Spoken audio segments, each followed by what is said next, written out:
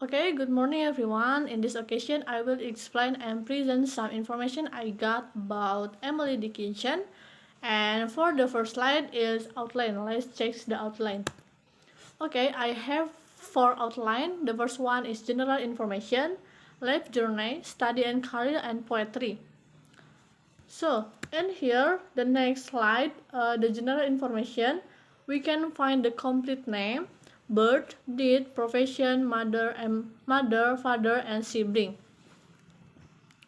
Okay, Emily have the complete name is Emily Elizabeth Dickinson, and she born December 10, 1813 in Amherst, Massachusetts, and she died May 15, 1886, and she is profession American poet, mother Emily Norcross, and then the father is Edward Dickinson, and sibling William Austin Dickinson and Lavina Norcross Dickinson. So the next slide is about life journey.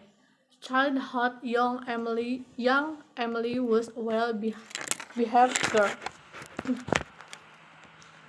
Nah, uh, young Emily was a well-behaved girl. It means that and Lavina describe Emily as perfectly well and contented. She is a very good child and but little trouble or problem. Emily Ann also not the girl affinity for music and her particular talent for the piano, which she called the music. Okay, when Emily was 7, she wrote home reminding his children to keep school and keep school and learned. So as to tell me when I come home how many new things you have learned. While Emily consistently described her father in a warm manner, her correspondence suggests that her mother was regularly good and alive. Okay, the next teenage life. Dickinson was troubled from a young age by the deepening menace of death. Nah, it means from Dickinson was troubled from a young age by the deepening menace itu, especially the death of those who were close to her. When Sophia Holland, her second cousin and a close friend, grew ill from typhus and died in April 1844. Emily was traumatized. Recalling the incident 2 years later, Emily wrote that it seemed to me I should die too if I could not be permitted to watch over her or even look at her face. Now, she became so melancholic that her parents sent her to stay with family in Boston to recover. With her health and spirit restored, she soon returned to Amherst Academy to continue her studies. During this period, she meets people who were to become lifelong friends and correspondents, such as Abiat Roth, Abby Wood, Jane Humphreys, and Susan Huntington Gilbert, who later married Emily's brother Austin. Okay, we move the study and career the Emily Dickinson. The first one about study. The first which start primary school are Holmes Academy and Mount Holyoke Female Seminary or Mount Holyoke College in 1847. Nah, in 1814, Emily Dickinson starts school. Emily and Lavinia both enrolled in Amherst Academy together, which had recently been converted from an all-boys school. Around this same time, Emily's family moved to a brand new house on North Pleasant Street, and it just so happened to overlook a nearby cemetery. This would become important later, so let's put a pin in that. And August 10, 1847, Emily Dickinson goes to college. Now, Emily graduates from Amherst Academic, or though it wasn't necessarily called graduation at the time. Before this, she becomes friendly with the school new principal, Leonard Humphrey, who is only a few years older than she is. Emily later enrolls at the nearby all-girls Mary Leon Mount Holyoke Female Seminar, or Mount Holyoke College. Emily only stayed at the seminar for 10 months, and on March 25, 1848, her older brother Austin arrived to bring her home. Emily and brother Austin later described this large new home as the mansion, over which he and Emily presided and Lord and Lady.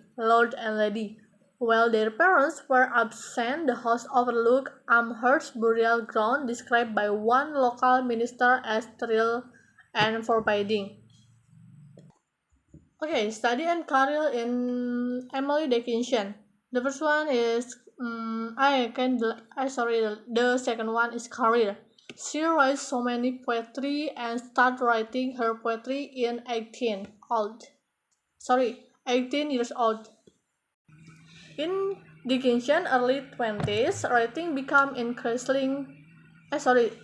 Dickinson early 18 years old or 20, writing became increasingly important to her. In a letter to Austin that took him to task for writing poetry, she reveals something more significant about herself. Dickinson's youthful years were not without turmoil. That of friends and relatives, including her young cousin Sophia Holland, prompted questions about death and immortality. Okay, and then the last slide is about poetry. And here Dickinson poems generally fall into three distinct periods. She worked in each period having certain general character in common. The first one is pre-1861. These are often conventional and sentimental in nature, Thomas H.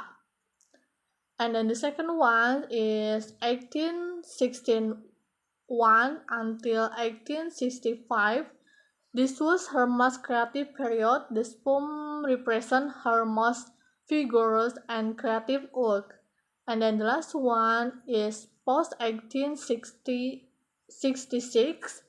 It is estimated that two-thirds of the entire body of her poetry was written before this year.